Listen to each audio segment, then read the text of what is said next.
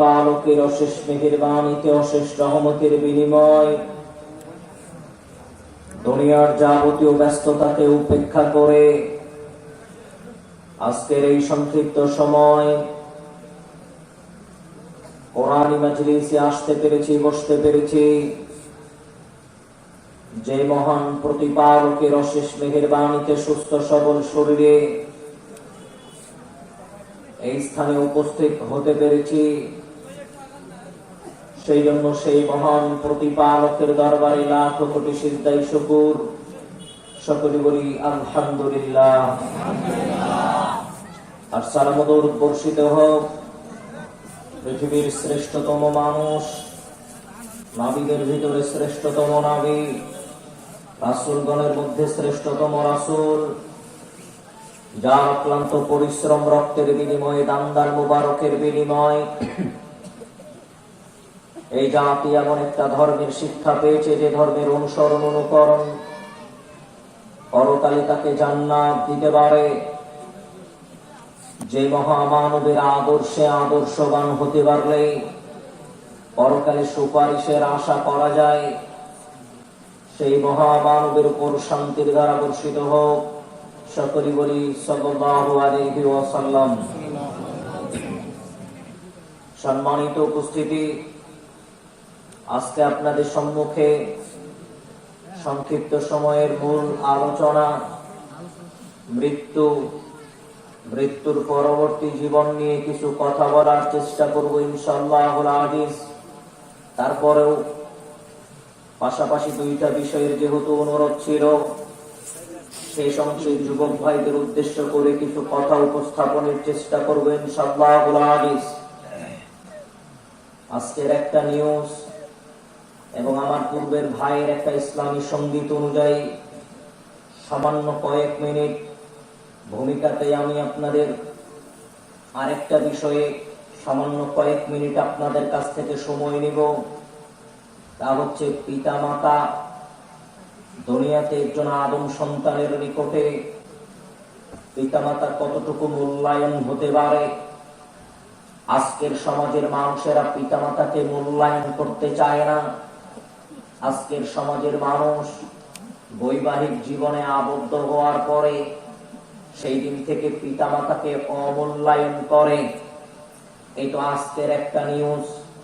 5 জন সন্তান, 2 জন কানাডা থাকে, কানাডা প্রবাসী, 3 জন আমেরিকায় থাকে।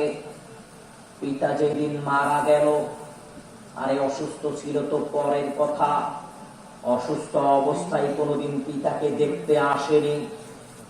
পিতা একাই অসুস্থতার কারণে কাতরাচ্ছিল বৃদ্ধাশ্রমের কোনো এক বেডে।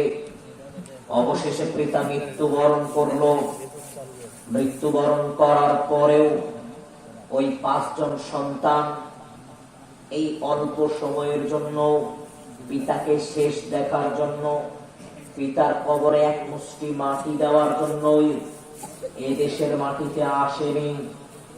আপনাকে বলি, ওই পিতা তার সারা জীবনের ইনকাম সন্তানের পিছনে ব্যয় করেছে। কিভাবে সন্তান প্রতিষ্ঠিত হবে এই জন্য ব্যয় করেছে।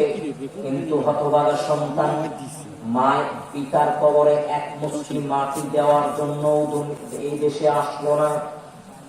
আজকের সমাজের মানুষ পিতামাতাকে মূল্যায়ন করতে চায় না। আজকের সমাজের মানুষ পিতামাতার সাথে সদাচরণ করতে চায় না। ওরে দুনিয়ার মানুষ, এই নিয়ে আপনাকে পিতামাতার মূল্যায়ন বুঝাবো। এই তো কয়েকদিন পূর্বের কথা। সন্তান মায়ের মাথায় লাঠি দিয়ে আঘাত করেছে, মা তাৎক্ষণিক ওই জায়গাটি মৃত্যুবরণ করেছে। সন্তান মাকে বৃদ্ধাশ্রমে রেখে চলে আসে। সন্তান মাকে রেল স্টেশনে রেখে চলে আসে। সন্তান মাকে গোয়াল ঘরে রাখে। সন্তান নিজে ঘরের মধ্যে থাকলেও মাকে গোয়াল ঘরে রাখার চেষ্টা করে, মাকে ঘরের বারান্দায় রাখার চেষ্টা করে, মাকে গোডাউন ঘরে রাখার চেষ্টা করে। এই তো সেই দিনের ঘটনা। একজন বৃদ্ধা মানুষ সমুদ্রের পাড়ে বসে আছে। একজন মানুষ এসে বলছে, কি ব্যাপার আম্মি জান, সকাল থেকে আপনাকে এখানে বসে থাকতে দেখছি, এখানে বসে আছেন কেন? বয়সস্থ বৃদ্ধ মা বলছে, বাবা আমার সন্তান আমাকে বলে গেছে আমি যেন এখানে বসে থাকি, আমার সন্তান আমাকে নিতে আসবে, তারপরে আমি তার সাথে যাব। ওরে আদম সন্তান, ওই বয়োজ্যেষ্ঠ মহিলার হাতে ছোট্ট একটা চিঠি, একটা চিরকুট। ওই চিরকুট খুলে, ওই চিঠি খুলে দেখা গেল ওই চিঠিতে লেখা আছে, আমার মাকে যদি কোনো মানুষ পেয়ে যায় সে যেন কোনো বৃদ্ধাশ্রমে সেরে আসে। আমার মাকে যদি কোনো মানুষ পেয়ে যায় সে যেন আমার মায়ের কোনো থাকা খাওয়ার ব্যবস্থা করে দেয়। ওরে হতভাগা সন্তান, যেই মা 10 দিন 10 মাস আপনাকে নিজের পেটে জায়গা দিতে পারলো, ওই মাকে আপনি আপনার বাড়িতে জায়গা দিতে পারলেন না। বুঝতে পারেননি? যেই মা 10 মাস 10 দিন আপনাকে তার পেটে জায়গা দিয়েছে, ওই মাকে আপনি আপনার বাড়িতে জায়গা দিতে পারলেন না। তাহলে আপনাকে বুঝতে হবে কত নিকৃষ্ট চরিত্রের মানুষ আপনি, কত নিম্ন শ্রেণীর মানুষ আপনি। যেই মা আপনাকে সযত্নে লালন পালন করলো, যেই মা নিজের কষ্ট নিজে অনুভব করেছে, সন্তানকে বুঝতে দেয়নি, এমন মা যেই মা আপনাকে সযত্নে লালন পালন করলো, ওই মাকে অবশেষে এমন অবস্থায় মা উপনীত হয়েছে যখন তিনি একাকী কোনো কাজ করতে পারছেন না, এমন অসহায়ত্ব অবস্থায় আপনি তাকে রাস্তায় ছেড়ে আসলেন, আপনি তাকে ভিন্ন ঘরে খাওয়ানোর চেষ্টা করছেন, আপনি তাকে ভিন্ন করে দিলেন। ওরে আদম সন্তান, আল্লাহ বলছেন, ওয়াসাইনাল ইনসানা বিওয়ালাদাইহি হামালাতুহু উম্মুহু ওয়াহনান আলা ওয়াহনিন। ওরে পৃথিবীর মানুষ শোনো, আমি তোমার আল্লাহ, আমি তোমার মালিক, তোমাকে আদেশ করছি। ওরে আদম সন্তান শোনো, দুনিয়াতে তুমি তোমার পিতামাতার সাথে সদাচরণ করো, দুনিয়াতে তুমি তোমার মা বাবার সাথে ভালো আচরণ করো। কেনই বা তুমি তোমার পিতামাতার সাথে ভালো আচরণ করবে? কেনই বা তুমি তোমার মা বাবার সাথে সদাচরণ করবে? হামালাতুহু উম্মুহু ওয়াহনান আলা ওয়াহনিন। ওরে আদম সন্তান, তোমার মা 10 মাস 10 দিন তোমাকে তার পেটে ধারণ করেছে, এই জন্যই তুমি তার সাথে ভালো আচরণ করবে। আপনার মায়ের কষ্টটা আপনি অনুভব করতে পারেননি, সপ্ত আসমানের উপর থেকে আল্লাহ আপনাকে বোঝাচ্ছেন, আল্লাহ আপনাকে বলছেন, ওরে আদম সন্তান, আমি তোর মালিক, আমি তোর রব, আমি তোর প্রতিপালক তোকে ঘোষণা করছি। এজন্যই তুই তোর পিতা মাতার সাথে ভালো আচরণ করবি, এজন্যই তুই তোর মায়ের সাথে ভালো আচরণ করবি। তার কারণ নিজের পেটে মা তোকে ধারণ করেছে, নিজের পেটে মা যখন ধারণ করেছে, এই পেটে ধারণ করা যে কত কষ্ট, এই কষ্টটা একজন মা ব্যতীত দুনিয়ার কোন মানুষ অনুভব করতে পারে না। আদম সন্তান, অন্ধকার রজনীতে আপনি যখন ঘুমাতে আপনার মা যখন ঘুমাতে যাচ্ছিল, আশেপাশের মানুষ সবাই ঘুমিয়ে গেছে, আপনার বাবাও ঘুমিয়ে গেছে, আপনার বাবাও গভীর ঘুমে আচ্ছন্ন, আপনার মা একটু ঘুমানোর চেষ্টা করছিল, পেটের মাঝখান থেকে আপনি লাঠি দিয়েছেন, মা তাৎক্ষণিক উঠে বিছানায় বসেছে, বিছানার এক পারে গেছে, একটু সময় অতিক্রম করার চেষ্টা করেছে, আবার যখন স্বস্তি পেয়েছে মা আবার ঘুমানোর চেষ্টা করেছে, আবার পেটে লাঠি দিয়েছেন, মা আবার উঠে বসেছে, আবার ঘুমানোর চেষ্টা করেছে, আবার লাঠি দিয়েছেন, আবার উঠে বসেছে। তবুও একজন মা, এই অনুভূতিটুকু তার অন্তরে ছিল, পেটের সন্তানটা আমার কলিজার টুকরা, ও যত কষ্টই আমাকে দেখ না কেন, একজন পেটের সন্তান যত কষ্টই মাকে দেখ না কেন, মার নিকটে সেটা কষ্ট অনুভব হয় না। আপনাকে বলি আদম সন্তান, যতদিন একজন সন্তান মায়ের পেটে অবস্থান করে, মা স্বস্তির সাথে প্রস্রাব পায়খানায় যেতে পারে না, অনেক কষ্ট হয়, মা স্বস্তির সাথে কিছু খেতে পারে না, খাওয়ার সাথে সাথে বমি এসে যায়, মা স্বস্তির সাথে হাঁটা চলা করতে পারে না, কষ্ট অনুভব করে, মা ডান পাশ বাম পাশ হতে পারে না, কষ্ট অনুভব করে। ওরে আদম সন্তান, একজন সন্তান যতদিন একজন মায়ের পেটে থাকে, ওই কয়েকদিন একজন মায়ের নিকটে দুনিয়ার সবচেয়ে সবচেয়ে কঠিন ও জটিল স্তর তাকে অতিক্রম করতে হয়। আদম সন্তান, মায়ের ভালোবাসা আপনাকে কি দিয়ে বুঝাবো? অনেক প্রচন্ড শীতের মধ্যে আপনি ছোট্ট একজন শিশু বাচ্চা, আপনি আপনার মায়ের কোলে প্রসাব করে দিয়েছেন, মা কাপড়টা চেঞ্জ করে দিয়েছে, 15-20 মিনিট পরে আবার প্রস্রাব করে দিয়েছেন, মা আবার কাপড় চেঞ্জ করে দিয়েছে, আবার প্রস্রাব করে দিয়েছেন, আবার চেঞ্জ করে দিয়েছে। ওরে আদম সন্তান, এক রাত্রে যদি 512 কাপড় চেঞ্জ করে দিতে হয়, একজন মা কখনো সন্তানের উপরে বিরক্তিবোধ হয় না। ইনি হচ্ছেন মা। আপনাকে কি দিয়ে বুঝাবো আদম সন্তান?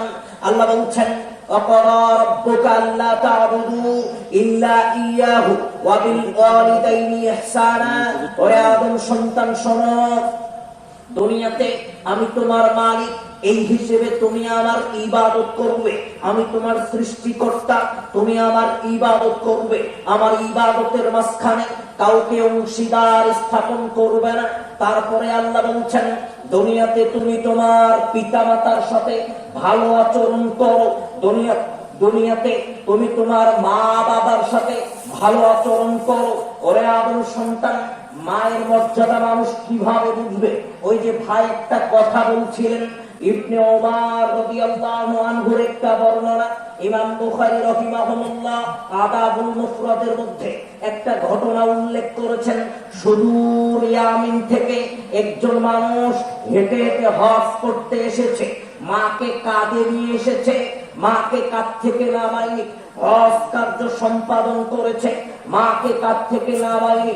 ওই আদম সন্তান ইবনে ওমর রাদিয়াল্লাহু আনহুকে লক্ষ্য করে ওই ব্যক্তি বলছেন, ওহে ইবনে ওমর, আমি আমার মাকে কাঁধে করে হজ কার্য সম্পাদন করালাম, আপনার মা আমার মাকে কাঁধে করে হজ কার্য সম্পাদন করেছি। ওরে ইবনে ওমর, আমি আমার মাকে কাঁধ থেকে নামতে দেইনি। ওরে ইবনে ওমর, আতারানি আন্নি জাযাইতুহা, আমি কি আমার মায়ের কোন ঋণ শোধ করতে পারলাম? ইবনে ওমর, আপনি আমাকে একটু বলেন, আমি আমার মায়ের কোন ঋণ শোধ করতে পেরেছি কি? ইবনে ওমর রাদিয়াল্লাহু আনহু বলছেন, ওরে আদম সন্তান শোনো, তোমার মায়ের কতটুকু ঋণ শোধ করতে পেরেছো তুমি? তোমার মা তোমাকে কষ্টের পরে কষ্ট করে 10 মাস 10 দিন তোমাকে গর্ভে ধারণ করেছে। এক অসম্ভব কষ্টের দিন তোমার মা তোমাকে কষ্ট করে গর্ভে ধারণ করলো। অবশেষে তুমি যেদিন দুনিয়াতে ভূমিষ্ঠ হলে, ওরে আদম সন্তান, তোমার মা দুনিয়াতে ভূমিষ্ঠ হওয়ার সাথে সাথে তোমার মা একটা নিঃশ্বাস ফেলেছিল। এই নিঃশ্বাসের সমপরিমাণ ঋণ, এই নিঃশ্বাসের সমপরিমাণ ঋণ দুনিয়াতে তুমি শোধ করতে পারোনি। আদম সন্তান, কি দিয়ে আপনি আপনার মায়ের সেবা যত্ন করবেন? কি দিয়ে আপনি আপনার মায়ের কষ্টের ঋণ শোধ করবেন? আপনাকে এই ঘটনা দিয়ে একটু বোঝানোর চেষ্টা করলাম। ওরে আদম সন্তান, আজকে একজন সন্তান কি করে মায়ের গায়ে হাত উঠায়, আজকে একজন সন্তান কি করে পিতার গায়ে হাত উঠায়, আজকে একজন সন্তান কি করে মাকে আলাদা বাড়িতে জায়গা দেয়, কি করে মাকে গোয়াল ঘরে থাকতে দেয়, কি করে মাকে রাস্তায় ভিক্ষা করায়। ওরে আদম সন্তান, আল্লাহর নবী বলছেন, আব্দুল্লাহ ইবনে আমর রাদিয়াল্লাহু আনহু আব্দুল্লাহ ইবনে আমর রাদিয়াল্লাহু আনহু বলছেন, আমি আল্লাহর নবী রাসূল সাল্লাল্লাহু আলাইহি ওয়াসাল্লামকে জিজ্ঞাসা করলাম, ইয়া রাসূলুল্লাহ, আইয়ুল আমালি আহাব্বু ইলাল্লাহ? দুনিয়াতে তো অনেক নেকির কাজ আছে আল্লাহর নবী, এই নেকির কাজের মধ্যে সবচেয়ে আল্লাহর নিকটে উত্তম নেকির কাজটা কোনটা? রাসূল সাল্লাল্লাহু আলাইহি ওয়াসাল্লাম বলেছেন, আস-সালাতু আলা ওয়াক্তিহা, যখনই সালাতের সময় হয়ে যাবে তখনই তুমি সালাত আদায় করো। এটা আল্লাহর নিকটে উত্তম কাজ, এটা আল্লাহর নিকটে উত্তম আমল। এরপরে কোন কাজটা আল্লাহ বেশি পছন্দ করেন? আল্লাহ নবী আমাকে একটু বলেন তো, এরপরে আল্লাহ কোন কাজটাকে বেশি পছন্দ করেন? পিতামাতার সেবা যত্ন করা, পিতামাতার সাথে সদাচরণ করা, পিতামাতার সাথে ভালো আচরণ করা আল্লাহর নিকটে উত্তম আমল, আল্লাহর নিকটে ভালো আমল। ওরে আদম সন্তান, দুনিয়াতে পিতা মাতার সেবা যত্ন করবে একজন আদম সন্তান, এটা আল্লাহর নিকটে উত্তম আমল, এটা আল্লাহর নিকটে উত্তম আমল। আদম সন্তান আপনাকে কি দিয়ে বুঝাবো? আব্দুল্লাহ ইবনে আমর রাদিয়াল্লাহু আনহু قال আব্দুল্লাহ ইবনে আমর রাদিয়াল্লাহু আনহু বলছেন, পৃথিবীর মানুষ শোনো, সালাসাতুন, আল্লাহর নবী বললেন, সালাসাতুন ক্বাদ হারামাল্লাহু আলাইহিমুল জান্নাতা, তিন শ্রেণীর মানুষের জন্য জান্নাত হারাম। এই শ্রেণীর মানুষ জান্নাতে প্রবেশ করতে পারবে না। এক, আকুল্লিল ওয়ালিদাইহি, দুনিয়াতে যারা পিতামাতার সাথে খারাপ আচরণ করবে, দুনিয়াতে যারা পিতামাতার সাথে খারাপ ব্যবহার করবে, এরা জান্নাতে যেতে পারবে না। আব্দুল্লাহ ইবনে আমর রাদিয়াল্লাহু আনহু قال আব্দুল্লাহ ইবনে আমর রাদিয়াল্লাহু আনহু বলছেন, قال رسول الله صلى الله عليه وسلم, অন্য হাদিসে বলা হচ্ছে আন্নান নবী সাল্লাল্লাহু আলাইহি ওয়াসাল্লাম, রাসূল সাল্লাল্লাহু আলাইহি ওয়াসাল্লাম বলেছেন, পৃথিবীর মানুষ শোনো, আল্লাহর নবী বললেন, লা ইয়াদখুলুল জান্নাতা, তিন শ্রেণীর মানুষ জান্নাতে প্রবেশ করতে পারবে না। ফলতে এক শ্রেণীর মানুষ আকুল, দুনিয়াতে যারা পিতামাতার অবাধ্য হয়ে চলবে, দুনিয়াতে যারা পিতামাতার সাথে খারাপ আচরণ করবে, এরা জান্নাতে যেতে পারবে না।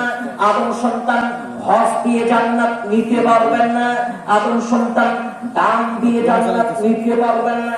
যদি পিতা মাতার সাথে খারাপ আচরণ করেন, আদম সন্তান, আল্লাহর নবী বললেন, সালাসাতুন লাম ইয়ানজুরুল্লাহু আযজা ওয়া জাল্লা, ওরে পৃথিবীর মানুষ শোনো, তিন শ্রেণীর মানুষ বিচারের ময়দানে আল্লাহ রাব্বুল আলামিন ওই তিন শ্রেণীর মানুষের দিকে তাকাবেন না, তিন শ্রেণীর মানুষের দিকে দৃষ্টিপাত করবেন না।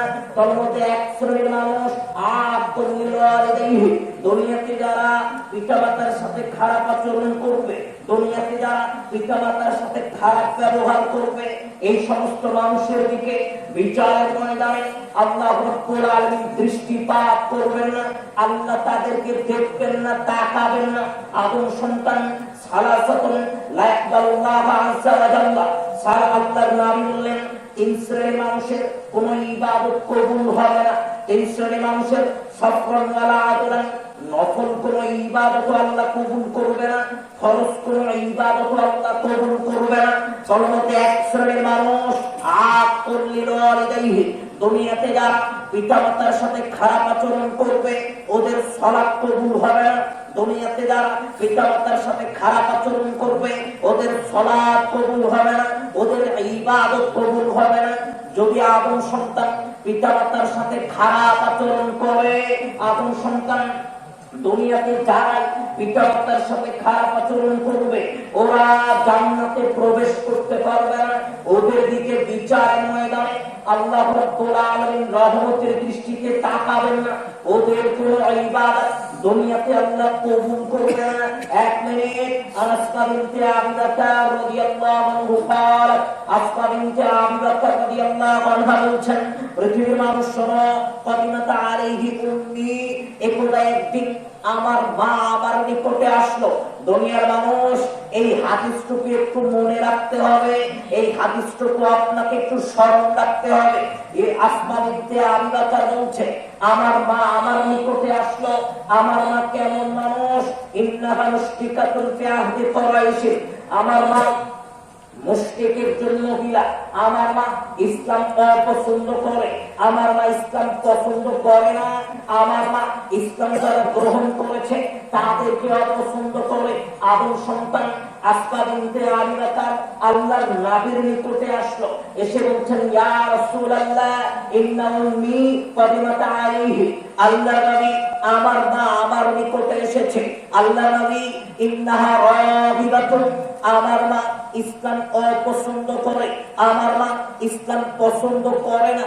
আল্লাহর নবী, আমার মা তো ইসলাম অপছন্দ করছে, আমি আমার মায়ের সাথে কেমন আচরণ করব? আমার মায়ের সাথে কেমন আচরণ করা উচিত আপনি আমাকে একটু বলেন। আল্লাহর নবী বললেন, শোনো আসমা বিনতে আবি বকর, তোমার মা অইসলামিক মানুষ হোক, তোমার মা মুশরিক হোক, তোমার মা যত নিকৃষ্ট চরিত্রের মানুষ হোক, আসমা বিনতে আবি বকর উনি তোমার জন্মদাতা মা, এজন্যই তার সাথে তোমাকে ভালো আচরণ করতে হবে। আদম সন্তান, আপনি বলছেন আমার মা দিনরাত মানুষের সাথে ঝগড়া করে, এই জন্যই মার সাথে সম্পর্ক রাখি, চলবে না। আপনি বলছেন আমার মা আমার স্ত্রীর সাথে খারাপ ব্যবহার করে, এই জন্যই আমি আমার মায়ের সাথে থাকি না, চলবে না। এই যুক্তি আল্লাহ দেখবেন না। উনি আপনার মা, এই হিসেবেই তার সাথে আপনাকে ভালো আচরণ করতে হবে, করতে হবে। এ কথাই আল্লাহর নবী রাসূল সাল্লাল্লাহু আলাইহি ওয়াসাল্লাম বললেন, ওরে আদম সন্তান, একটু আপনাকে বলি, ওই যে তিনজন ব্যক্তি, লম্বা ঘটনা, হঠাৎ গুহার ভিতরে আটকে গেছে, পাথর এসে দরজা বন্ধ করে দিয়েছে, তিনজন ব্যক্তি আর বের হতে পারছেন না।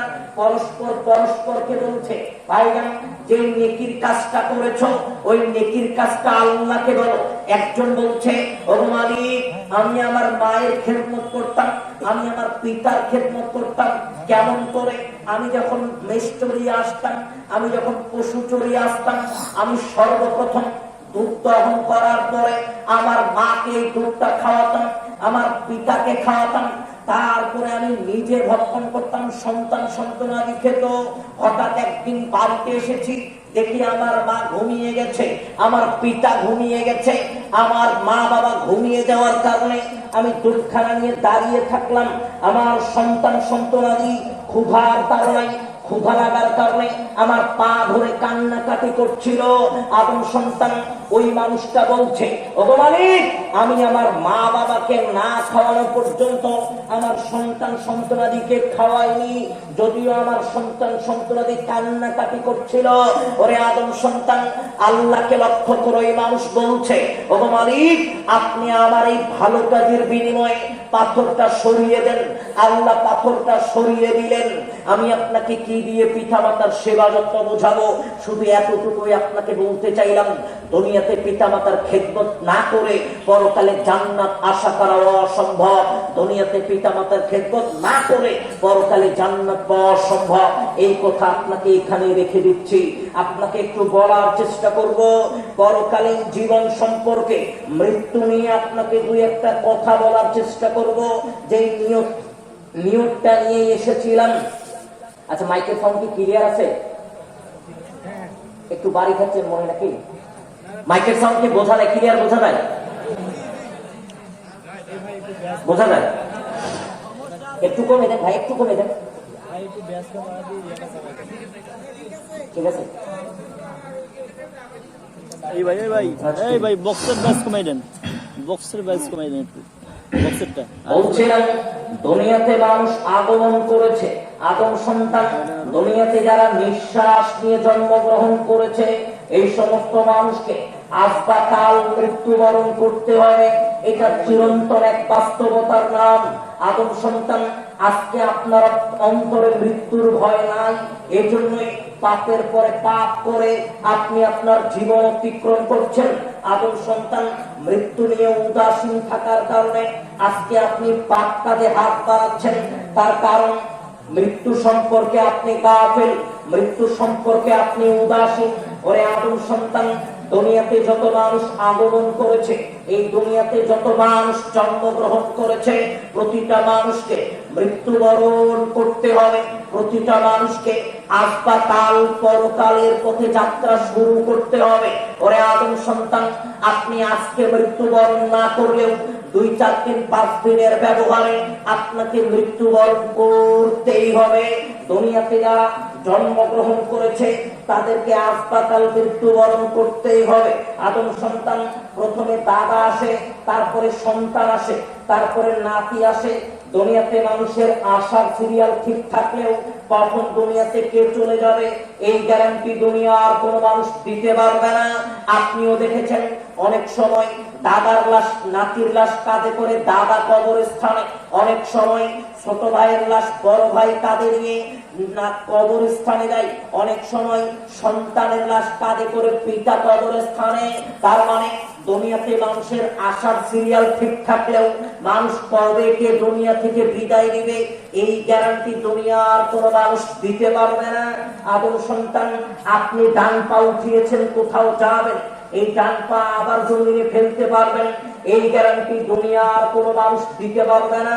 আপনি বাজার করার জন্য বাড়ি থেকে বের হয়েছেন, বাজার নিয়ে আবার বাড়িতে ফিরতে পারবেন এই গ্যারান্টি দুনিয়ার কোন মানুষ দিতে পারবে না।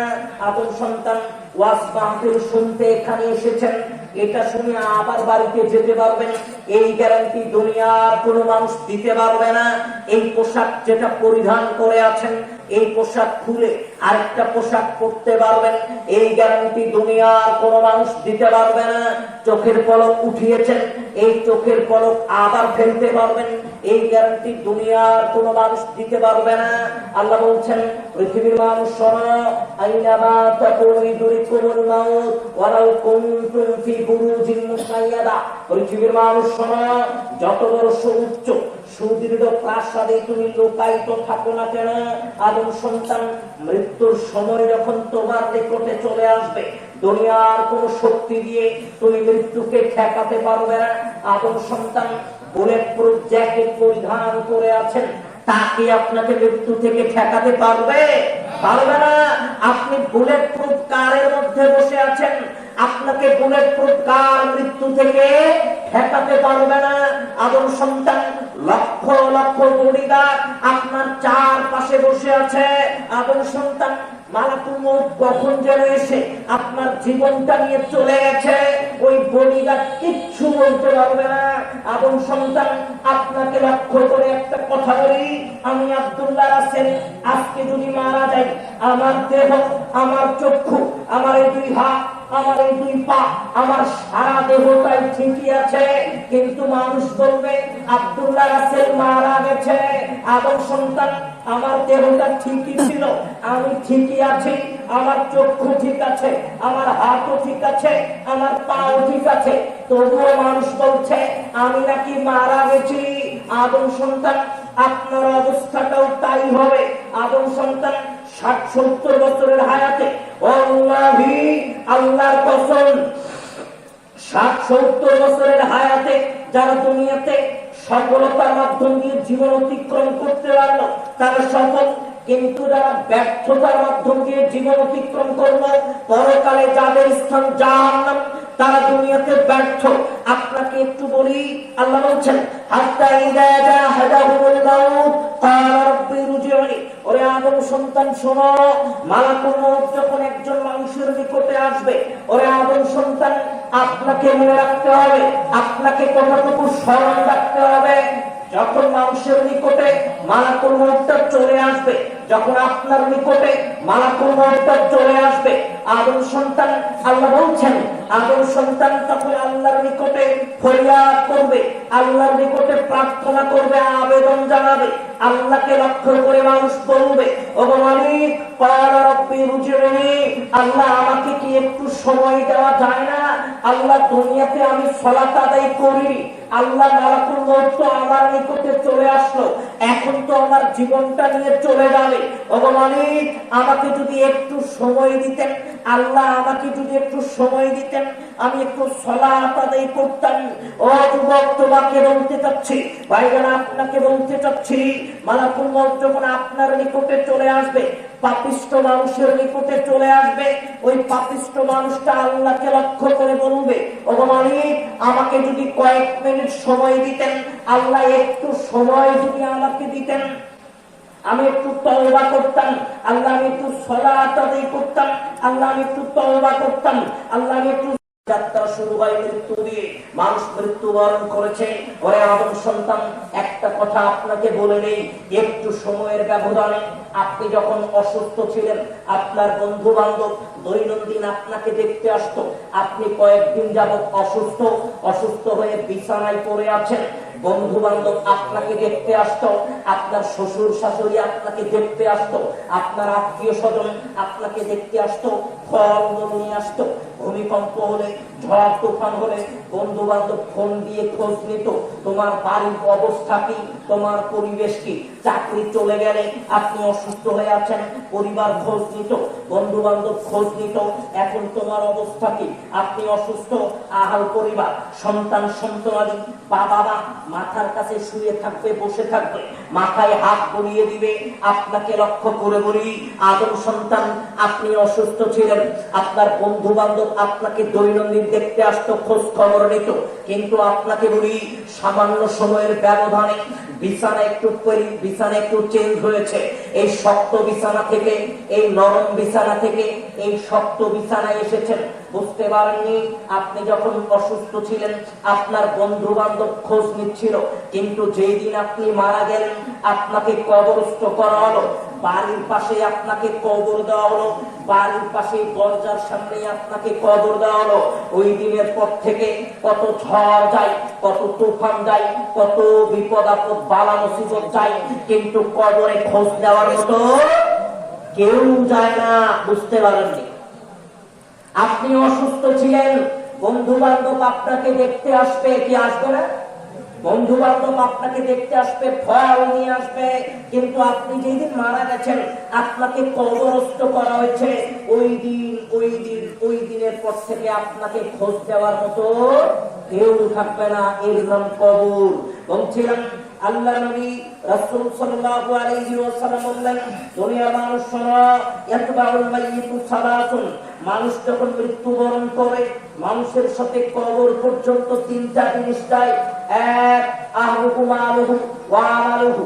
ওরে আদম সন্তান, দুনিয়ার যত কোটি কোটি মানুষ মারা যাক না কেন, দুনিয়ার যত মিসকিন মানুষই মারা যাক না কেন, যখন আপনি মারা গেছেন, তখন আপনার সাথে কবর পর্যন্ত তিনটা জিনিস যায়।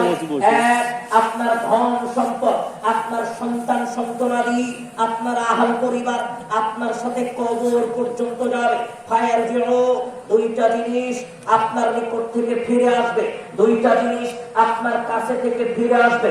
ওরে আদম সন্তান, আপনার নিকট থেকে আহাল পরিবার কবরে আপনাকে একা রেখে চলে আসবে। আদম সন্তান, আহাল পরিবার আপনাকে কবরে একা রেখে চলে আসবে। আপনার খোঁজ খবর ওই দিন থেকে আর কেউ নিবে না। আদম সন্তান, কবরের জীবন সম্পর্কে মানুষ অবগত নয়, মানুষ ভয় পায় না, মানুষ চিন্তা ভাবনা করে না। আমাকে যে কবরে শাহিত হতে হবে, আমাকে তো কবরে যেতে হবে, এই চিন্তা ভাবনা আজকের সমাজের মানুষেরা করে না। আলাদা একটা সাউন্ড আসতেছে মনে হচ্ছে, মানে আলাদা একটা সাউন্ড আসতেছে।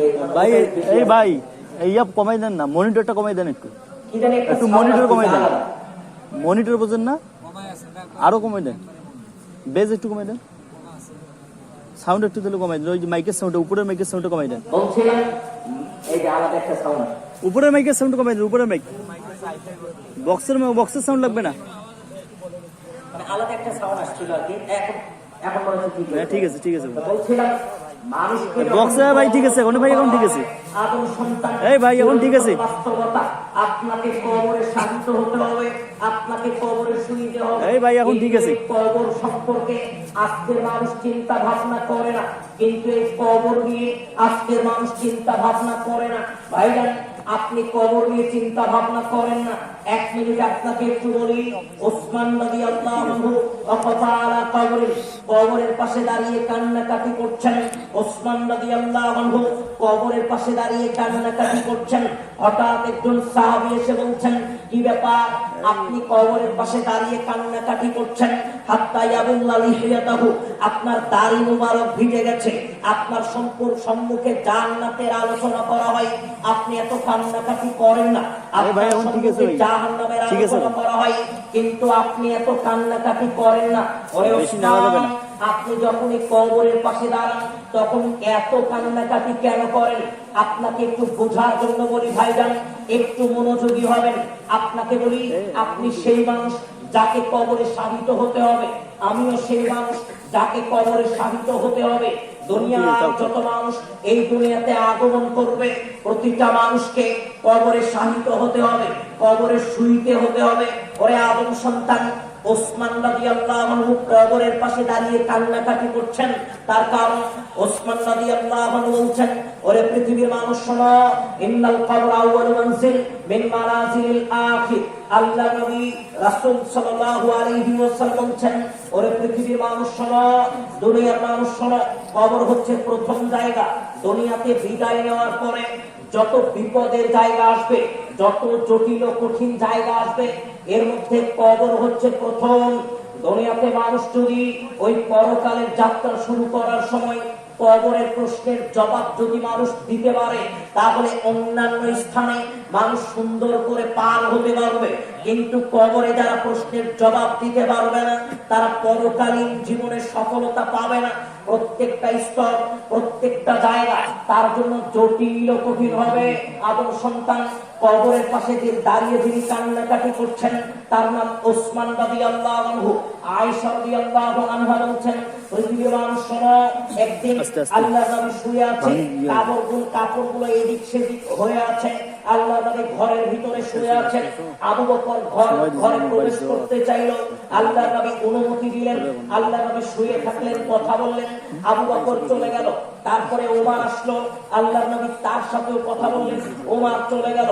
কিন্তু যখন ওসমান দরজায় এসেছে, আল্লাহর নবী তার কাপড়গুলো সুন্দর করে ঠিক করলেন, উঠে বসলেন, সুন্দর করে কথা বললেন, ওসমান চলে গেল। আল্লাহর নবীকে আয়েশা রাদিয়াল্লাহু আনহা বলছেন, আল্লাহর নবী আপনার নিকটে তো ওমর আসলো, আবু বকর আসলো, আপনি কাপড় ঠিক করলেন না, যেমন ছিলেন তেমনই কথা বললেন। কিন্তু যখনই আপনার নিকটে ওসমান আসলো, তখনই আপনি এত সুন্দর করে বসলেন, কথা বললেন, তারপরে ওসমান চলে গেল। আল্লাহ নবী ওসমান আসার পরে উঠে বসলেন, কাপড় ঠিক করলেন। এর কারণ কি? আল্লাহর নবী বলছেন, আয়েশা শোনো, আলাস্তাহি মিন রাজুল তাস্তাহি মিনহুল মালাইকা। ওরে আয়েশা শোনো, আমার কি উচিত নয় ওই মানুষটাকে সম্মান করি যেই মানুষটাকে আসমানের ফেরেশতারা সম্মান করে? আসমানের ফেরেশতারা যাকে সম্মান করে তার নাম ওসমান। আসমানের ফেরেশতারা যাকে সম্মান করে তার নাম ওসমান রাদিয়াল্লাহু আনহু। ওসমান রাদিয়াল্লাহু আনহু কবরের পাশে দাঁড়িয়ে কান্নাকাটি করছেন। ভয় একটাই, কবরে যদি প্রশ্নের জবাব দিতে না পারি, এই ভয়ে ওসমান কবরের পাশে দাঁড়িয়ে কান্নাকাটি করছে। আমরা কি ওসমান রাদিয়াল্লাহু আনহুর চেয়ে শ্রেষ্ঠতম মানুষ? আমরা কি ওসমান রাদিয়াল্লাহু আনহুর চাইতে পরহেজগার মানুষ? আমাদের মধ্যে কেউ কি কাউকে কি ফেরেশতারা সম্মান করে? তাহলে আমরা কি কোনোদিন কবরের পাশে দাঁড়িয়ে কান্নাকাটি করেছি? আমরা কবরের কথা স্মরণ করে কান্নাকাটি করিনি। আমরা কবরের কথা স্মরণ করে পাপ থেকে বিরত থাকিনি। আসমা বিনতে আবি বকর রাদিয়াল্লাহু আনহা, আসমা বিনতে আবি বকর বলছে, পৃথিবীর মানুষ শোনো, খতিবান একদা একদিন আল্লাহর নবী মসজিদের জুমায় খুতবা দিচ্ছিলেন। খুতবাতে কবরের আযাবের কথা বলছিলেন। আদম সন্তান কবর অতীব জটিল কঠিন। আদম সন্তান কবর অতীব জটিল কঠিন। কবরে মানুষকে শাহিত করা হবে।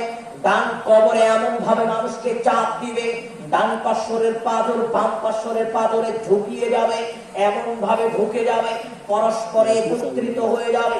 ডান পাশের পাথর বাম পাশের পাথরের সাথে মিলিত হয়ে যাবে। আদম সন্তান কবর এত জটিল কঠিন। আল্লাহর নবী যখন কবরের কথা বলছিলেন, তখন দাজ্জাল মুসলিমুনা দাজ্জাতান, মসজিদে যত মুসল্লি ছিল সব মুসল্লি কবরের আযাবের কথা শুনে জোরে জোরে কান্নাকাটি করছিলেন। কবরের কথা শুনে জোরে জোরে কান্নাকাটি করছিলেন। আসমা বিনতে আবি বকর বলছে, মসজিদের বাহির থেকে অনেক দূর থেকে কবরের কথা শুনে কান্নাকাটির আওয়াজ শোনা যাচ্ছে। এই মুসলমান একদিনও কোনোদিন সালাতে কবরের আযাবের ভয়ে কান্নাকাটি করেনি। এই মুসলমান এক ফোঁটা অশ্রু কোনোদিন ঝরায়নি কবরের কথা চিন্তা ভাবনা করে। আদম সন্তান, এক মিনিট আপনাকে একটু বলি। আয়েশা রাদিয়াল্লাহু আনহা বলছেন, একদা একদিন দাখলাত আলাইহি, একদা একদিন আন্না ইহুদিয়াতান, ইহুদি একজন মহিলা আমার নিকটে আসলো, কবরের আযাবের বিবরণ শোনালো। আল্লাহর নবী যখন আসলো, আমি আল্লাহর নবীকে লক্ষ্য করে বললাম, ইয়া রাসূলুল্লাহ, আল্লাহর নবী, ইহুদি মহিলাটা কবরের আযাবের বিষয়ে বলছিলেন, আপনি আমাকে একটু বলেন আল্লাহ নবী বলছেন, শোনো আয়েশা, আযাবুল কবরি হাক্কুন, আযাবুল কবরি হাক্কুন। আয়েশা শোনো, কবরের প্রশ্নের জবাব যখন মানুষ দিতে না পারবে, ওই ফেরেশতা এমন ভাবে আঘাত করবে, অবস্থা অতীব জটিল কঠিন। কবরের প্রশ্নের জবাব যখন মানুষ দিতে না পারবে, আয়েশা শোনো, মানুষের অবস্থা কবরে জটিল কঠিন। ওরে পৃথিবীর মানুষ, আয়েশা রাদিয়াল্লাহু আনহা বলছেন, রাআইতু রাসূলুল্লাহ সাল্লাল্লাহু আলাইহি ওয়াসাল্লাম, ওই দিনের পর থেকে যখনই আল্লাহর নবীকে সালাত আদায় করতে দেখতাম, যখনই আল্লাহর নবী সালাত আদায় করতেন, তখনই আমি আয়েশা দেখতাম আল্লাহর নবী ইল্লা তাআওয়াদা বিল্লাহি মিন আযাবিল কবর, কবরের আযাব থেকে পরিত্রাণ চাইতেন। কবরের আযাব থেকে তিনি পরিত্রাণ চেয়ে দোয়া করছেন, কবরের আযাব নিয়ে তিনি চিন্তা করছেন, কবরের আযাব থেকে পরিত্রাণের তিনি সময় বের করতে পেরেছেন। তার নাম মুহাম্মদ সাল্লাল্লাহু আলাইহি ওয়াসাল্লাম। দুনিয়াতে যিনি কোনোদিন মিথ্যা কথা বলেনি, সারা জীবনে যিনি কোনোদিন অন্যায় অবিচার করেনি, সারা জীবনে যিনি কোনোদিন কোনো মানুষকে ধোঁকা দেয়নি, সারা জীবনে যিনি কোনোদিন পাপ করেনি, এমন মানুষও কবরের কথা চিন্তা ভাবনা করে আল্লাহর নিকটে পরিত্রাণের জন্য দোয়া করছে।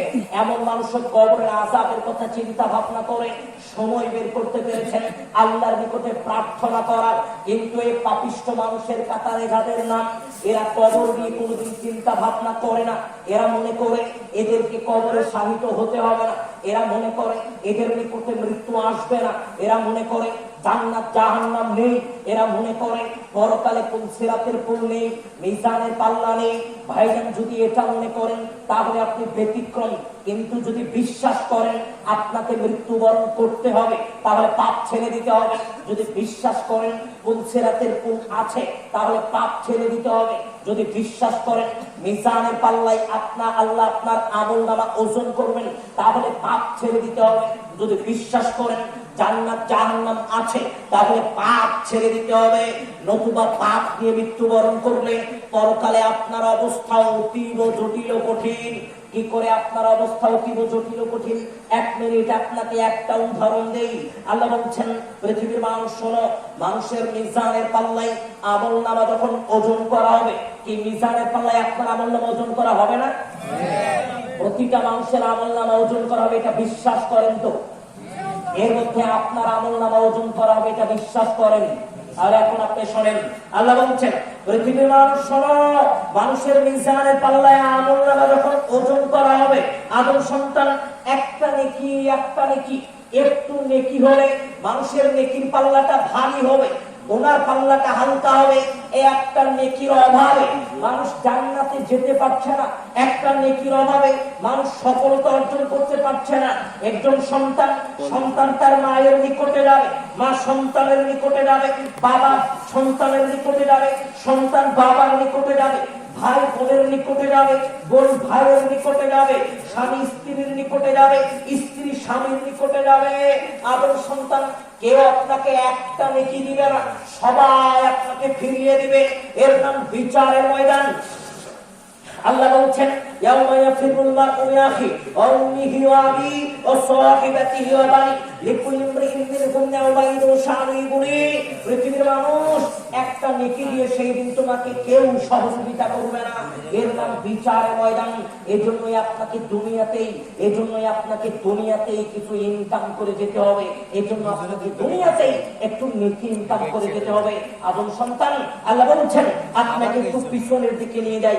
আল্লাহ বলছেন, পৃথিবীর মানুষ শোনো, আল্লাহ তার নবীকে লক্ষ্য করে বলছেন, ওহে নবী আপনি শোনেন, ওমা জাআলনা লিবাশারিন মিন ক্বাবলিকাল খুলদ আফাইম্মা তাফাহুল খালিদুন। নবী আপনি শোনেন, আমি আল্লাহ আপনাকে দুনিয়াতে প্রেরণ করেছি। নবী আপনি শোনেন, আপনার পূর্বে এই দুনিয়াতে যত মানুষকে আমি আল্লাহ প্রেরণ করেছিলাম, সব মানুষকে আমি আল্লাহ উঠিয়ে নিয়েছি। কিভাবে? আল্লাহ বলছেন, পৃথিবীর মানুষ শোনো, ফেরাউন আল্লাহর বিপক্ষে যুদ্ধ ঘোষণা করেছিল, নিজেকে আল্লাহ দাবি করেছিল, অনেক শক্তিধর প্রভাবশালী দাবি করেছিল। ফেরাউন দুনিয়াতে টিকতে পারেনি, মারা গেছে, আল্লাহ উঠিয়ে নিয়েছেন। নমরুদ আল্লাহর বিপক্ষে যুদ্ধ ঘোষণা করেছিল, নমরুদ পৃথিবীতে টিকতে পারেনি, নমরুদকে আল্লাহ উঠিয়ে নিয়েছে। কওমে আদ আল্লাহর বিপক্ষে যুদ্ধ ঘোষণা করেছিল, কওমে আদ পৃথিবীতে টিকতে পারেনি, আল্লাহ উঠিয়ে নিয়েছেন। কওমে সামুদ আল্লাহর বিপক্ষে যুদ্ধ ঘোষণা করেছিল, আল্লাহ পৃথিবীতে টিকতে দেননি, উঠিয়ে নিয়েছেন। পৃথিবীর মানুষ আল্লাহ তার নবীকে লক্ষ্য করে বলছেন, ওকে নবী, আপনার পূর্বে আমি যত মানুষকে এই দুনিয়াতে পাঠিয়েছি সব মানুষকে উঠিয়ে নিয়েছি, আমি আল্লাহ আপনাকে উঠিয়ে নিব। আপনার পরে যারা আছে তারা কি করেছিল স্থায়ী জীবনের আশা করে, আমি আল্লাহ তাদেরকে উঠিয়ে নিব। আপন সন্তান পৃথিবীতে যারা ভূমিষ্ঠ হয়েছে, দুনিয়াতে যারা বিশ্বাস পেয়ে জন্মগ্রহণ করেছে, এদেরকে আজ বা কাল মৃত্যুবরণ করতেই হবে, এদেরকে আজ বা কাল মৃত্যুবরণ করতেই হবে। এ কথাই আল্লাহ রব্বুল আলামিন বলছিলেন। আপনাকে বলতে চাচ্ছিলেন, ভাইজান বোঝাতে চাচ্ছিলাম, আপনি মৃত্যুবরণ করবেন, এটা চিরন্তন সত্য। মৃত্যুবরণের পরে কবরে আপনাকে প্রশ্নের জবাব দিতে হবে, এটা চিরন্তন সত্য। কবরের প্রশ্নের জবাবের পরে কোন সিরাত আসবে, বিচারের ময়দান আসবে, মিজানের পাল্লা আসবে।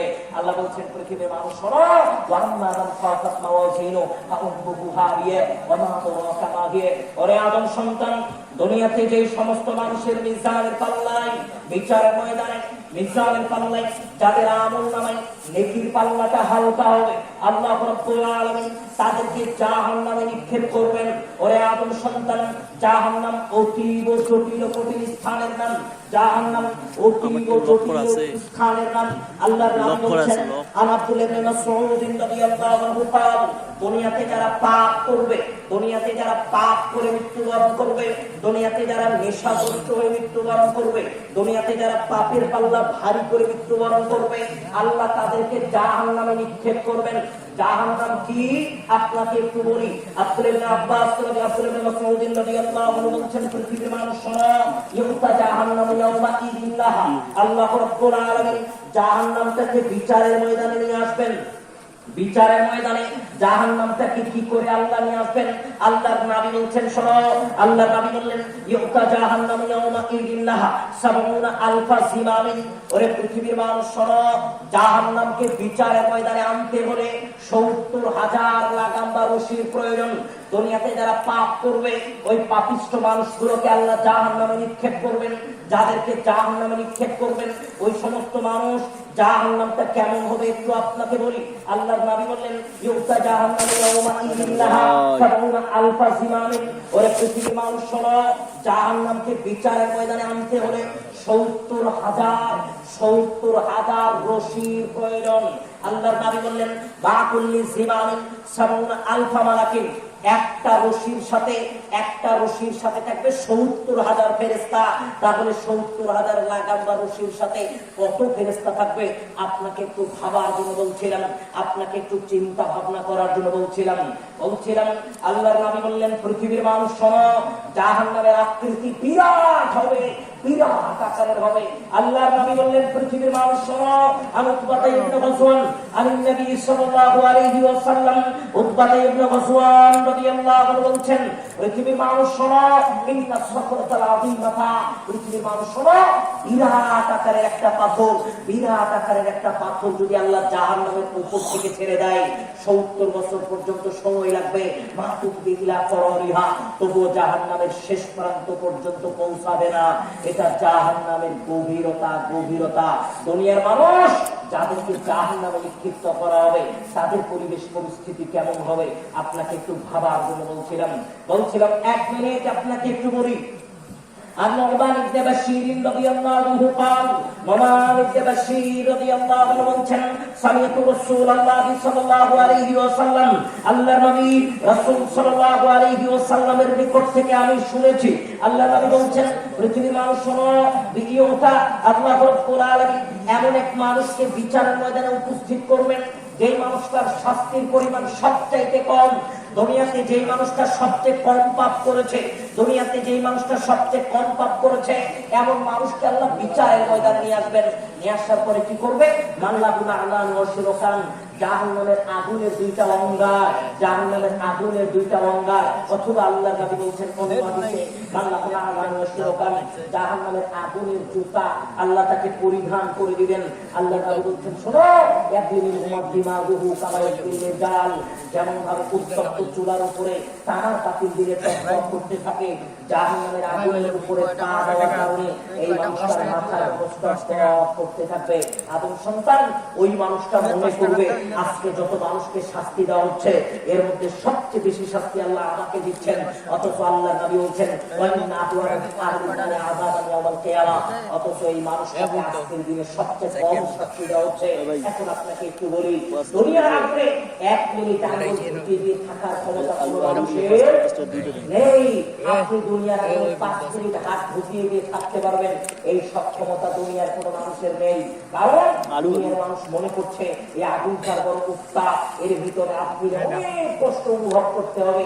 আদম সন্তান আল্লাহ নবী বলছেন, আল্লাহ নবী বললেন, আল্লাহ নবী বলছেন আবু হুরায়রা রাদিয়াল্লাহু আনহু قال আবু হুরায়রা রাদিয়াল্লাহু আনহু বলছেন আর রাসূলুল্লাহ সাল্লাল্লাহু আলাইহি ওয়াসাল্লাম, রাসূল সাল্লাল্লাহু আলাইহি ওয়াসাল্লাম বলছেন না কুনতু সুমিন সাবাইনা জুজআন মিনান নার, ওরে পৃথিবীর মানুষ শোনো, জাহান্নামের আগুন, জাহান্নামের আগুন, জাহান্নামের আগুনের যে উত্তাপ, এই উত্তাপকে ভাগ করতে করতে করতে করতে 70টা ভাগ করার পরে জাহান্নামের আগুনের 70টা ভাগ করার পরে আল্লাহ একটা ভাগ উত্তাপ আল্লাহ দুনিয়াতে দিলেন, যেটা তোমরা দুনিয়াতে ব্যবহার করছো। আদম সন্তান দুনিয়ার আগুনে তো 1 মিনিট আগুন ঢুকিয়ে দিয়ে থাকতে পারেন না, তাহলে এর চাইতে 69 গুণ উত্তাপ বেশি হবে জাহান্নামে। তাহলে মানুষ এই জাহান্নামের আগুনে কি করে বসবাস করবে? তাহলে মানুষ জাহান্নামের আগুনে কি করে অবস্থান করবে? আপনাকে একটু বোঝার জন্য বলছিলাম, 1 মিনিট আপনাকে একটু বলি। আবু হুরায়রা রাদিয়াল্লাহু আনহু قال আবু হুরায়রা রাদিয়াল্লাহু আনহু বলছেন, পৃথিবীর মানুষ শোনো, আল্লাহ যাদেরকে জাহান্নামে নিক্ষেপ করবেন, যাদেরকে জাহান্নামে নিক্ষেপ করা হবে, যারা দুনিয়াতে পাপ করেছে, যারা দুনিয়াতে পাপ করে মৃত্যুবরণ করেছে, দুনিয়াতে পাপিষ্ঠ মানুষের কাতারে যাদের নাম, এই সমস্ত মানুষগুলোকে আল্লাহ জাহান্নামে নিক্ষেপ করবেন। পৃথিবীর মানুষ শোনো, ইন্নাল গায়দা জিনদিল কাফিরি ইসনানে আরবাউনা দিরান, জাহান্নামে একজন মানুষের গায়ের চামড়া হবে 42 হাত মোটা। কয় হাত মোটা? এই চামড়া কয় হাত মোটা? এই চামড়া, আপনার গায়ের চামড়া 1 ইঞ্চি, হাফ ইঞ্চি, এই গায়ের চামড়াটুকু 1 ইঞ্চি মোটা নয়। তাহলে আপনাকে বুঝতে হবে এর চাইতে কত গুণ বেশি হবে আপনার জাহান্নামী মানুষের চামড়া। আল্লাহ নবী বললেন, ইন্নাল গায়দা জিনদিল কাফিরি ইসনানে আরবাউনা দিরান, জাহান্নামী একজন মানুষের গায়ের চামড়া হবে 42 হাত মোটা। ওয়াইন্না জিনসাহু মিসলুহুদিন, জাহান্নামী একজন মানুষের দাঁত হবে উহুদ পাহাড় সমপরিমাণ। ওয়াইন্না জিনসাহু বাইনাল মাক্কাহ ওয়াল মাদিনা, জাহান্নামী একজন মানুষের রাস্তা হবে, বসার জায়গা প্রয়োজন হবে মক্কা থেকে মদিনার যতটুকু দূরত্ব। আদম সন্তান আপনাকে এবার বলি, আল্লাহ বলছেন ইন্নাল্লাযীনা কাফারু সাওফা নুসলিহিম নার কুল্লামা নাবিদাত জুলুদুহুম বাদদালনা জুলুদান গায়রাহা। দুনিয়ার মানুষ শোনো, দুনিয়াতে যারা আমি আল্লাহ আমার কথা শুনেনি, দুনিয়াতে যারা আমি আল্লাহ আমার অবাধ্য হয়ে চলেছে, দুনিয়াতে যারা আমি আল্লাহ আমার কথা উপেক্ষা করে চলেছে, ওরে আদম সন্তান এবার তোমাকে বলি, আমি আল্লাহ তাদেরকে জাহান্নামে নিক্ষেপ করব। জাহান্নামে নিক্ষেপ করার পরে কি হবে? আল্লাহ বলছেন জাহান্নামে নিক্ষেপ করার সাথে সাথে মানুষের এই শরীর গলে পচে যাবে, এই চামড়াটা গলে পচে যাবে, আবার সেই জায়গায় চামড়া গজিয়ে যাবে, মুহূর্তের ভিতরে আবার চামড়া গলে যাবে, আবার আল্লাহ চামড়া গজিয়ে দিবেন, আবার গলে যাবে, আবার গজিয়ে দিবেন। এখন আপনাকে বলি 42 হাত মোটা চামড়াটা মুহূর্তের ভিতরে জাহান্নামের আগুনে গলে শেষ হয়ে যাবে। তাহলে এখন আপনাকে বলি জাহান্নামের আগুনের উত্তাপ কেমন, জাহান্নামের আগুনের উত্তাপ কেমন আপনাকে একটু ভাবার জন্য বলছিলাম। আনাস রাদিয়াল্লাহু আনহু قال আনাস রাদিয়াল্লাহু আনহু বলেন قال রাসূলুল্লাহ সাল্লাল্লাহু আলাইহি ওয়াসাল্লাম, রাসূল সাল্লাল্লাহু আলাইহি ওয়াসাল্লাম বলেন, পৃথিবীর মানুষ শোনো, আল্লাহ নবী রাসূল সাল্লাল্লাহু আলাইহি ওয়াসাল্লাম বলেন, আল্লাহ রাব্বুল আলামিন একজন জাহান্নামীকে সবচেয়ে কম আযাবপ্রাপ্ত, সবচেয়ে কম শাস্তিপ্রাপ্ত মানুষকে উপস্থিত করবেন, করার পরে আল্লাহ তাকে জিজ্ঞাসা করবেন, ওরে আদম সন্তান আমি আল্লাহ যদি, ওরে আদম সন্তান আমি আল্লাহ যদি গোটা দুনিয়ার সব সম্পদ, গোটা দুনিয়ার সব সম্পদ যদি আজকে তোমাকে এনে দেই, তোমাকে এনে দেই, তুমি এই সম্পদ দিয়ে কি জাহান্নাম থেকে মুক্ত হতে চাইবা? ওই মানুষটা তখন আল্লাহকে কি বলবে? ওই মানুষটা আল্লাহকে বলবে, ওগো মালিক, একটা দুনিয়া কেন, আল্লাহ এরকম যদি হাজারটা দুনিয়ার সম্পদ তুমি আমাকে দাও, আল্লাহ আমি সব তোমাকে দিয়ে দিব, তবুও জাহান্নামের আগুন থেকে মুক্ত করে দাও। কারণ জাহান্নামের আগুন অতীব জটিল কঠিন, জাহান্নামের আযাব অতীব জটিল কঠিন। আদম সন্তান, দুনিয়ার সব সম্পদ দিয়ে হলেও মানুষ আল্লাহর কাছে জাহান্নাম থেকে মুক্ত হতে চাইবে। দুনিয়ার সব সম্পদ দিয়ে হলেও মানুষ আল্লাহর কাছ থেকে জাহান্নাম থেকে মুক্ত হতে চাইবে। এখন আপনাকে বলি, আপনি দুনিয়াতে সামান্য সম্পদ ইনকাম করতে গিয়ে নিজে নিজেই জাহান্নাম কিনে নিচ্ছেন। আনাস রাদিয়াল্লাহু রাদিয়াল্লাহু বলছেন, ক্বালা রাসূলুল্লাহ সাল্লাল্লাহু আলাইহি ওয়াসাল্লাম, রাসূল সাল্লাল্লাহু আলাইহি ওয়াসাল্লাম বলছেন, পৃথিবীর মানুষরা ইন্না ফিন নারি কাহাইয়াতিন, ওরা আদম সন্তান, জাহান্নামের শাস্তি দেওয়ার জন্য আল্লাহ এক প্রকার সাপ রাখবেন। সাপ, জাহান্নামে এক প্রকার সাপ থাকবে। দুনিয়ার মানুষ শোনো, জাহান্নামের সাপ যদি কাউকে একবার কামড় দেয়, জাহান্নামের সাপ যদি কাউকে একবার দংশন করে, আর বাইনা খরিফান, ব্যথা থাকবে 40 বছর। কত বছর? একবার যদি জাহান্নামের সাপ কাউকে কামড় দেয়, ব্যথা থাকবে 40 বছর। আল্লাহর নবী বললেন, পৃথিবীর মানুষ শোনো, ইন্না ফিন নারি কাকারিবা, জাহান্নামে মানুষকে শাস্তি দেওয়ার জন্য, জাহান্নামীদের শাস্তি দেওয়ার জন্য আল্লাহ এক প্রকার বিচ্ছু রাখবেন। বিচ্ছু, ওই বিচ্ছু যদি একবার যদি কাউকে কামড় দেয়, ব্যথা থাকবে 40 খরিফান, ব্যথা থাকবে 40 বছর। আপনাকে এখন বলি ভাইরা, জাহান্নামে এই 7টা মানুষকে বারবার দংশন করবে, জাহান্নামে এই 7টা মানুষকে বারবার কামড় দিবে। তাহলে একজন জাহান্নামী মানুষের অবস্থা, একজন জাহান্নামী মানুষের পরিবেশ পরিস্থিতি কেমন হবে? আপনাকে একটু নিজে নিজে ভাবার জন্য বললাম, আপনাকে একটু চিন্তা ভাবনা করার জন্য বললাম। আব্দুল্লাহ ইবনে আব্বাস রাদিয়াল্লাহু আনহু বলছেন, পৃথিবীর মানুষ শোনো, ইন খসফাতি শামসু বি আহদি রাসূলিল্লাহ সাল্লাল্লাহু আলাইহি ওয়াসাল্লাম, আল্লাহ নবী একদা একদিন তার সময় চন্দ্রগ্রহণ লেগে গেল, সূর্যগ্রহণ লেগে গেল। আল্লাহ নবী হঠাৎ আমরা 19 তারিখ আল্লাহ নবী রবিউল ইসলাম সাইদ আসবেন না? হ্যাঁ, কোথায় আসবেন? ইয়াতে এইখানে আমাদের এখানে বললাম, আল্লাহ নবী কি হাত বাড়িয়ে 17 তারিখ না? 19 তারিখ জান্নাত, আল্লাহ আমার সম্মুখে জান্নাত নিয়ে আসলেন। আমি জান্নাত থেকে আঙ্গুর দেওয়ার চেষ্টা করছিলাম। আদম সন্তান, আমি যদি একটু আঙ্গুর জান্নাত থেকে নিতে পারতাম, দুনিয়া শেষ। এটা নিচ্ছি, এটা আমার এমনিতে কাজ আছে তো এই জন্য এটা নিচ্ছি। আঙ্গুর শেষ হতো না, দুনিয়া শেষ হয়ে যেত। এটা জান্নাতের নিয়ামত, এটা জান্নাতের নিয়ামত, এটা জান্নাতের নিয়ামত। তুই তোমরা দেখলা আমি হঠাৎ এনে আইলাম, তার কারণ আল্লাহ আমার সম্মুখে জাহান্নাম নিয়ে আসলেন। জাহান্নাম এত জটিল কঠিন, বাঁধন দিতে হবে, ফুলটা দিতে হবে। জাহান্নাম এত ভয়াবহ, জাহান্নামের চেহারা দেখার সাথে সাথেই আমি আল্লাহ আশ্চর্য হয়ে গেছি। আমি আল্লাহ আশ্চর্য হয়ে গেছি। কি বললেন? আমি আদম সন্তান, আল্লাহ বলছেন, আমি তোর কোনো না, আদম সন্তান, দুনিয়াতে জাহান্নামকে ভয় করো। আদম সন্তান, দুনিয়াতে জাহান্নামকে ভয় করো, জাহান্নাম থেকে বিরত থাকার চেষ্টা করো, জাহান্নাম থেকে বিরত থাকার চেষ্টা করো। আমাকে যেহেতু যুবক ভাইদের সম্পর্কে কিছু বলতে বলা হয়েছে, সেটা না বললে নয়। আমি আপনাকে দ্বিতীয় স্তরে যেটা বোঝাতে চাইলাম, দ্বিতীয় স্তরে যেটা বলতে চাইলাম, আদম সন্তান, মৃত্যুবরণ করতে হবে, এটা আপনার চিরন্তন কথা বলবো।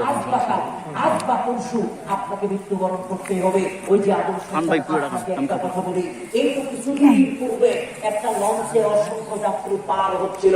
কি নিউজ দেখেননি? একটা লঞ্চে অসংখ্য অগণিত যাত্রী পার হচ্ছিল।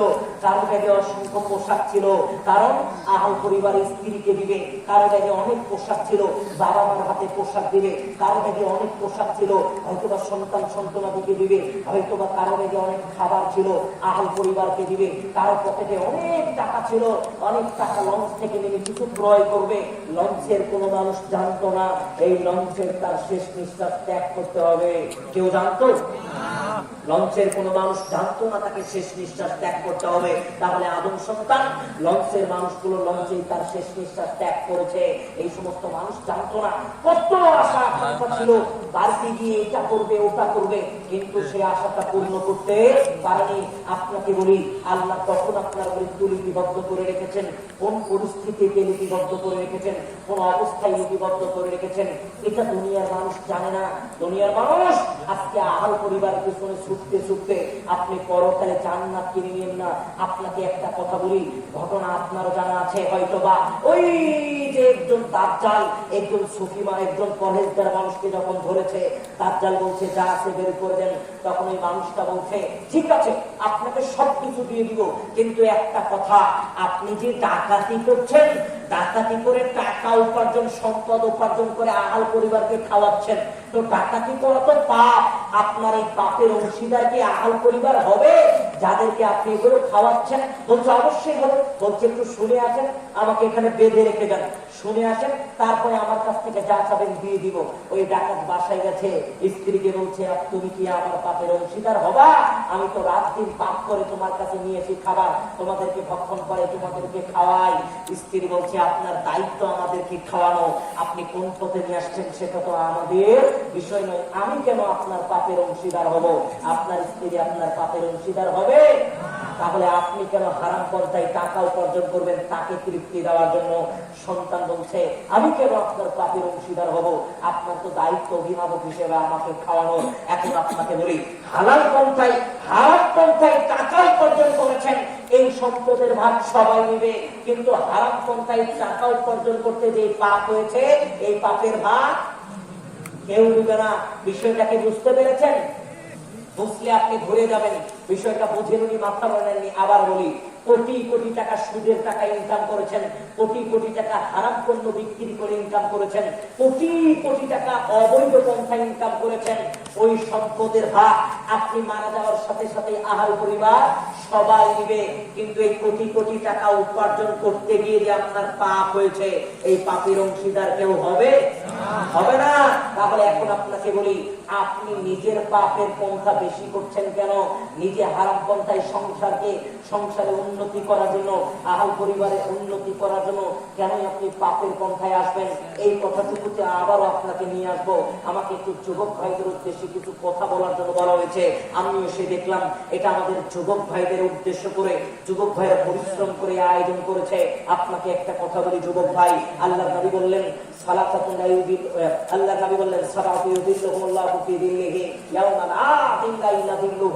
আদম সন্তান, দুনিয়ার মানুষ শোনো, 7 শ্রেণীর মানুষকে আল্লাহ আরশের ছায়া করে ছায়া দিবেন। কয় শ্রেণীর মানুষ? 7 শ্রেণীর মানুষকে আল্লাহ তার আরশের ছায়া করে ছায়া দিবেন। আল্লাহ নবী বললেন তার মধ্যে 1 শ্রেণীর মানুষ ওই যুবক, যে যুবক তার যৌবনকাল আল্লাহ রাস্তায় ব্যয় করেছে, এই যুবককে আল্লাহ তার আরশের ছায়া করে ছায়া দিবে। ও যুবক ভাই, তোমাকে বলি, আজকে যুবক শ্রেণীর পথে তাকালে, যুবকদের দিকে তাকালে বড় কষ্ট লাগে, বড়ই কষ্ট লাগে। আপনাকে প্রশ্ন করি যুবক ভাই, উত্তরটা তুমি দিবা। তোমাকে একটা কথা বলি, আপনি উত্তরটা দেওয়ার চেষ্টা করবেন। দুনিয়ার সবচেয়ে উৎকৃষ্ট চরিত্রের মানুষকে মুহাম্মদ সাল্লাল্লাহু আলাইহি ওয়াসাল্লাম, দুনিয়ার সবচেয়ে উত্তম চরিত্রের মানুষকে মুহাম্মদ সাল্লাল্লাহু আলাইহি ওয়াসাল্লাম, দুনিয়ার সবচেয়ে উত্তম চেহারার মানুষকে